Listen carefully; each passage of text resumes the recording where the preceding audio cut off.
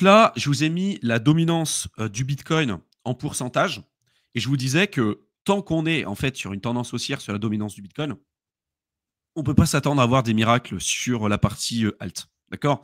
Pour moi, qu'on ait une impression monétaire ou non, je ne vois pas le marché sans avoir d'alt season. Par contre, évidemment, ça va avoir un impact qui sera important. C'est-à-dire que s'il n'y a pas un ajout de liquidité, si on a la fin, par exemple, comme ce que disait Jérôme Powell, la fin du quantitative tightening, de la je ne sais pas comment on peut le traduire en français, quantitative tightening, c'est C'est la restriction monétaire au final. ouais.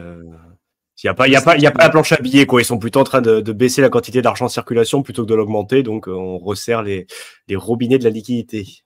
C'est ça. Donc, ce que disait Jérôme Powell, c'est qu'il y aurait potentiellement un arrêt du quantitative tightening d'ici à peu près le mois de juin de cette année.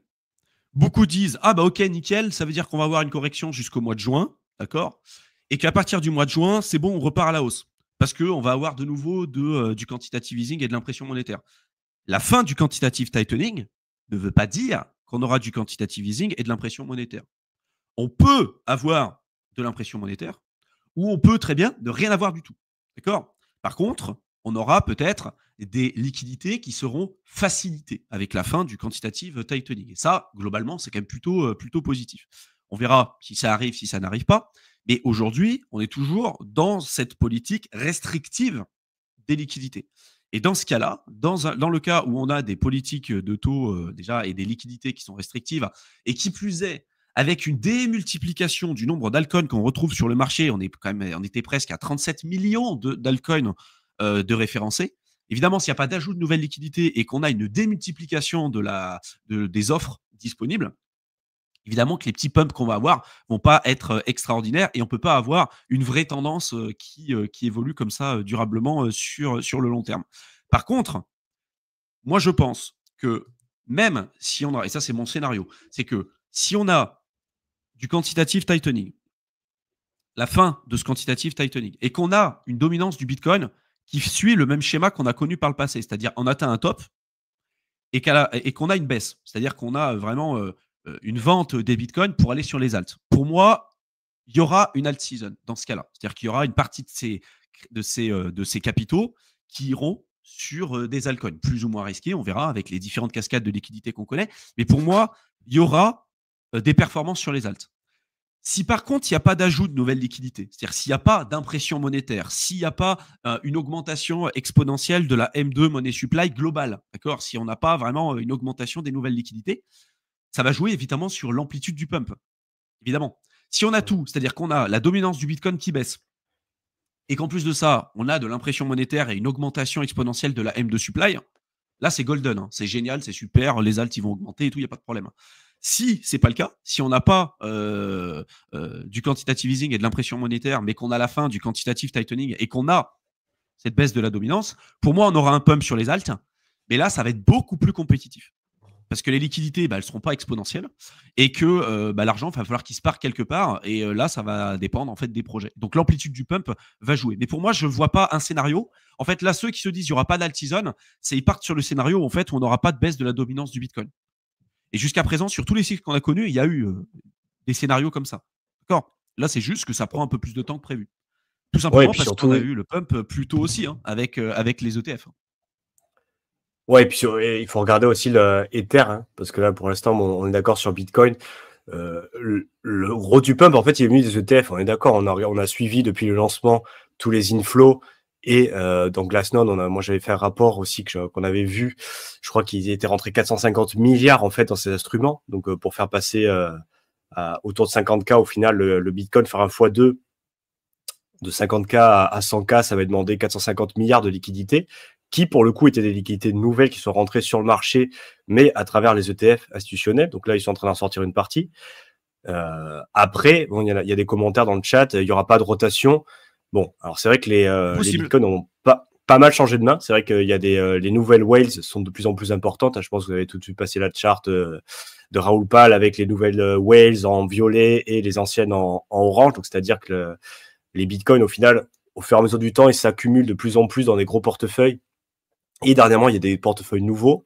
Les ETF, on est aux alentours de 10%. Bon, peut-être on a un peu augmenté, mais en dessous de 15% en tous les cas de volume de Bitcoin qui se traduit, qui se transige, qui se déplace à travers ces instruments par jour, pour le dire de façon très technique.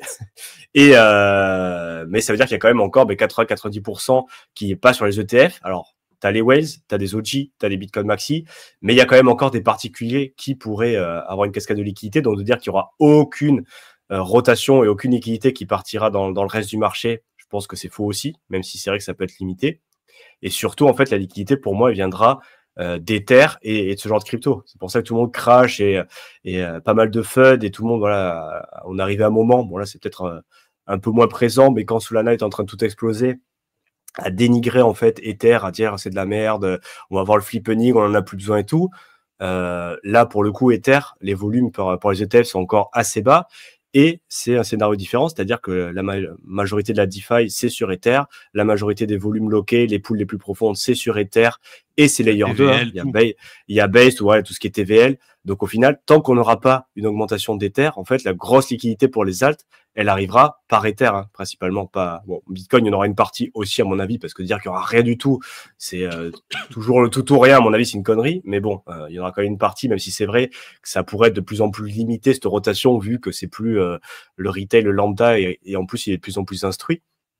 Mais en fait, tant qu'on n'aura pas un gros pump sur Ether, à mon avis, la liquidité sera pas présente sur le marché des alts. Donc en fait, souhaiter qu'Ether se casse la gueule ou ne pas être, au final, encore voir le marché sur son global et les corrélations, à mon avis, c'est une erreur parce qu'au final, tant qu'on n'aura pas un pump sur Ether, alors on verra où c'est que peuvent venir ces liquidités. Notamment, moi, je pense que les ETF joueront une partie aussi comme ça a été le cas sur Bitcoin. Mais pour le retail lambda, ça sera aussi des nouveaux prix les plus hauts. Donc pour l'instant, c'est pas le cas. Mais pensez aussi aux ajouts de liquidité sur Ether.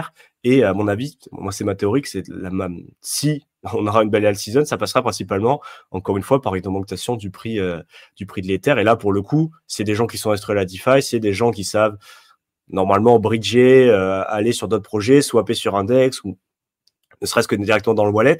Donc là, on pourra avoir une cascade assez rapide, en fait, parce que si tu es sur Ether, si tu as ton wallet, bon, normalement, tu peux as directement accès facilement à des outils pour aller sur d'autres projets, en fait. Sur Bitcoin, ça peut être un peu plus compliqué, a fortiori si tu es sur un ETF ou une chose comme ça. Donc voilà. Pour l'instant, c'est pas encore arrivé, hein, on l'a vu, hein, la majorité des liquidités, ça et on le verra après, c'est arrivé sur Solana. Les gens le retail est revenu en fait, mais a été se faire rincer sur Solana et les mêmes coins. Donc là, à mon avis, les gens, bon, il y en a qui sont sortis du marché, mais il y en a des nouveaux qui sont pas encore rentrés, qui vont être attirés, en espérant que ce soit plutôt sur les utilitiers. Et là, pour le coup, on pourrait avoir un afflux de liquidités qui rentre là-dessus. Donc là, il y a peut-être des questions macro à clarifier avant de pouvoir pump, mais il y a encore des sources de liquidités qui sont possibles. Hein. C'est pas, à mon avis, c'est pas, il y aura plus jamais de l'argent dans les cryptos et c'est foutu, quoi.